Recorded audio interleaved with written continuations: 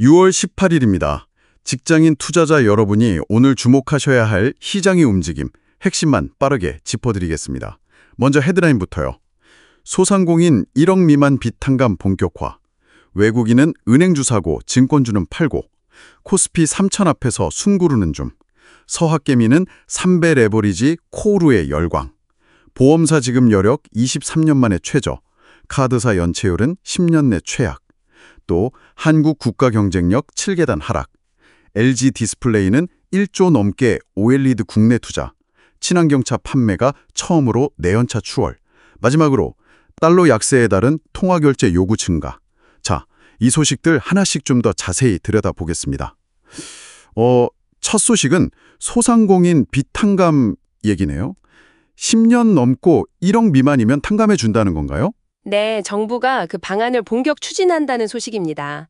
특히 코로나 때 만기 연장했던 대출 있잖아요. 그중에서 오랫동안 연체된 거, 한 5천만 원에서 1억 원 사이 빚을 우선 검토 대상으로 보고 있습니다. 아, 그럼 어떻게 탕감을 해주는 건가요? 그 금융기관 채권을요, 정부가 만든 배드뱅크가 사들여서 그냥 소각하는, 그러니까 없애는 방식입니다. 그렇군요. 아무래도 내수 침체 때문에 소상공인분들 힘드시니까. 맞습니다. 그분들 좀 구제하고 또 자영업 부실이 금융 시스템 전체 위기로 막 번지는 걸 미리 차단하려는 목적이 큰 거죠. 특히 9월에 또 대출 만기가 많이 돌아오거든요. 그 전에 좀 선제적으로 움직이는 걸로 보입니다. 네, 알겠습니다. 다음 소식으로 넘어가죠. 외국인 투자자들이 은행주는 사고 증권주는 판다. 이건 무슨 상황인가요? 네, 이번 달 들어서 외국인들이 좀 움직임이 엇갈리는데요. KB, 신한, 하나, 우리 이 4대 금융지주 주식은 총 한 4,350억 원어치 순매수했어요. 꽤 많이 샀네요. 네, 특히 우리금융은 1,500억 원이나 담았더라고요. 정부가 은행들한테 공적 부담 지우려는 움직임이 있었잖아요. 그런데도 불구하고 이게 너무 저평가됐다. 또 주주환은 늘리지 않겠냐 이런 기대감으로 좀 길게 보고 들어오는 것 같아요. 그럼 증권주는 왜 파는 거죠? 반면에 이제 미래에셋증권 같은 증권주는 최근에 좀 올랐거든요. 그러니까 차익 실현하려는 매물이 나오는 딱 그런 대조적인 모습입니다. 다음 소식입니다. 코스피가 3,000선 앞에서 좀 주춤하는군요. 네, 강보합세로 숨고르는 양상인데요. 대형주 안에서도 좀 희비가 엇갈렸습니다. 어디가 오르고 어디가 내렸나요? 일단 삼성전자가 한 1.5% 넘게 올랐고요. 현대차랑 기아도 각각 1.7%, 2.1% 이상 반등했습니다. 이게 미국이랑 일본 관세 합의가 잘 안 됐다는 소식에 우리가 반사이익을 얻지 않을까 이런 기대감이 작용한 것 같습니다. 그럼 내린 쪽은요? 반면에 최근에 잘 나갔던 방산주, 하나에어로스페이스나 HD 현대중공업, 그리고 두산 에너빌리티 같은 종목들은 차익 실현 매물이 나오면서 좀 하락했어요. 시장 전체보다는 이제 개별 종목 이슈 따라 움직이는 장세라고 봐야겠죠? 코스닥 쪽은 어땠나요? 코스닥에서는 파마리서치가 인적 분할 이슈 때문에 8% 넘게 좀 크게 하락했습니다. 네, 다음 소식 보겠습니다. 서학개미, 그러니까 해외 주식 투자하시는 분들 얘긴데요. 미국에 상장된 KORU라는 ETF가 그렇게 인기라고요? 3배 레버리지라면서요? 네. KORU가 국내 증시를 3배로 추정하는 ETF인데요. 이게 연초 대비해서 주가가 무려 101.63%? 그러니까 2배 넘게 폭등했습니다. 와, 엄청나네요. 네. 그래서 이달에만 서학개미들이 2천만 달러? 우리 돈으로 한 270억 원 넘게 순매수한 걸로 나타났어요. 국내에는 3배짜리 레버리지가 없죠. 맞습니다. 국내는 최대 200까지만 가능하거든요. 그러니까 더 높은 수익률을 좀 추구하려는 투자자들이 아예 해외 상품으로 눈을 돌리는 거죠. 이게 또 양도소득세가 22%나 되는데도 그걸 감수하고 투자한다는 점이 좀 특징적입니다. 알겠습니다. 다음 소식은 보험사 얘기네요. 지급 여력 비율, KICS라고 하죠. 이게 23년 만에 최저치로 떨어졌다고요? 네, 올해 1분기 기준인데요. 국내 보험사들 평균 KICS 비율이 197.9%로 나왔습니다. 이게 200% 선 아래로 내려온 게 23년 만에 처음이에요. 왜 이렇게 떨어진 거죠? 일단 금리가 좀 내려갈 거라는 전망, 그리고 건전성 규제는 또 강화되고 이런 게 복합적으로 작용한 결과로 보입니다. 당국 기준은 넘는 거죠? 네, 금융당국 권고 기준인 130%는 아직 웃돌고 있습니다. 그런데 이 하락 속도가 좀 빠르다는 게 우려되는 부분이고요. 앞으로 보험 부채를 좀 더 현실적으로 평가하는 방안까지 적용되면 추가로 더 하락할 수 있거든요. 그럼 자본 확충이 필요하겠네요? 그렇죠. 업계에서는 앞으로 한 3년간 기준치 맞추려면 대략 20조 원 정도? 그 정도 규모의 자본 확충이 필요할 걸로 보고 있습니다. 채권 발행 등을 통해서요. 네, 잠시 안내 말씀드리겠습니다. 매일 아침 이렇게 시장의 핵심 정보를 놓치고 싶지 않으시다면 구독과 좋아요 꼭 부탁드립니다. 궁금하신 점은 댓글로 남겨주시면 저희가 참고하겠습니다. 여러분의 관심이 저희에게는 정말 큰 힘이 됩니다. 자, 계속해서 다음 소식입니다. 이번엔 카드사인데요. 여기도 연체율이 10년 만에 최악이라고요. 이것도 상황이 안 좋네요. 그렇습니다. 예를 들어 하나카드는 1분기 말 연체율이 2.15%였는데 이게 회사 생긴 이래로 가장 높은 수치고요. 우리카드, KB국민카드, 신한카드 같은 다른 주요 카드사들도 대부분 10여 년 만에 최악의 연체율을 기록 중입니다. 이것도 역시 경기 불황 영향이겠죠? 네, 그 영향이 크다고 봐야죠. 예전에는 잠깐 연체했다가 다시 갚는 분들이 많았는데 이제는 아예 상환을 못하는 차주들이 늘고 있다는 분석입니다. 그래서 카드사들도 지금 연체 채권 회수하는 인력을 막 늘리고 조직도 바꾸고 대응에 나서고 있어요.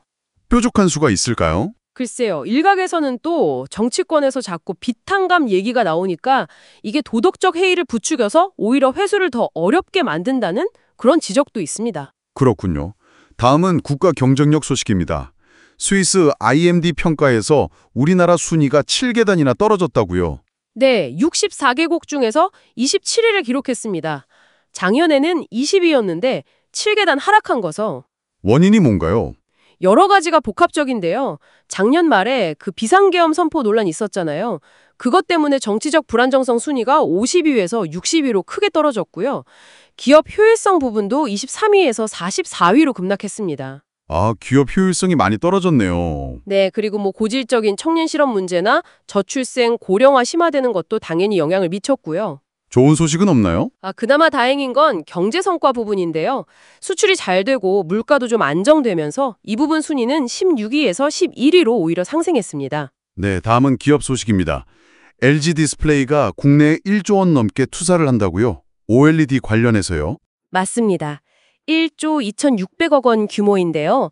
차세대 OLED 생산 능력을 키우기 위한 투자입니다. 이게 또 시기적으로 중국 광저우에 있는 LCD 공장을 매각하려는 움직임이랑 맞물리면서 약간 국내로 다시 투자를 집중하는 리쇼어링 성격도 있는 거죠.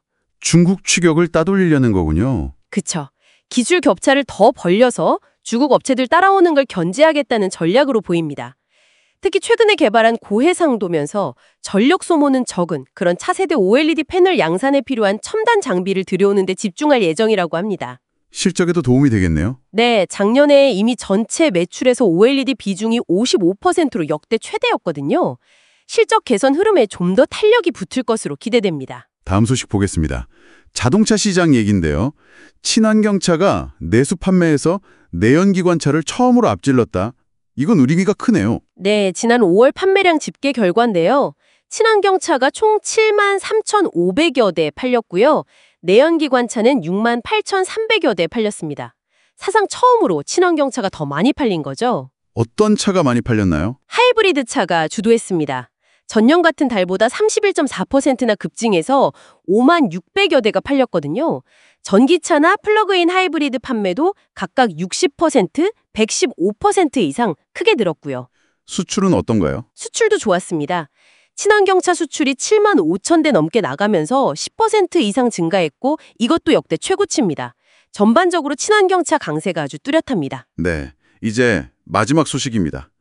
달러가 약세를 보이면서 국제거래에서 다른 통화로 결제해달라는 요구가 늘고 있다고요? 네, 그런 움직임이 나타나고 있다는 보도입니다. 미국 수입업체들이 해외 거래처, 예를 들어 유럽이나 중국, 멕시코 같은 곳에서 물건을 사올 때 달러 말고 유로나 위안화, 페소로 달라 이런 요구를 받는 경우가 늘었다는 거예요. 왜 그런 거죠? 올해 들어서 달러 가치가 한 10% 정도 하락했거든요.